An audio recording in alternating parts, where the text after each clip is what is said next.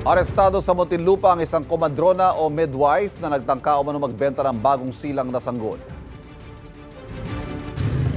NBI po kami. Nasa NBI ah. Baby. Ay, baby.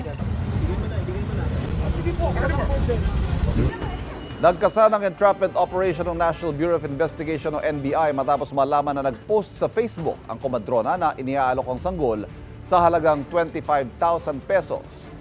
Sabi pa ng NBI, nag-alok pa ang komadrona na siyang pipirma sa birth certificate na sanggol para lumabas ng lehitimong magulang ay ang pagbebentahan niya. Sabi naman ng komadrona sa NBI, iniwan sa kanyang sanggol pagkapanganak ng ina at sinabing babalik pero hindi nangyari. Sabi pa raw ng ina ng sanggol sa komadrona, ayaw niya sa bata.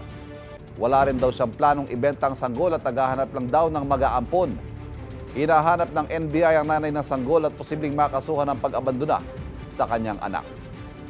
Sinampahan naman ang patong-patong na reklamong komadrona kabilang paglabag sa anti-child abuse law at anti-human trafficking. Wala naman po akong alam na hindi yan pala babalikan.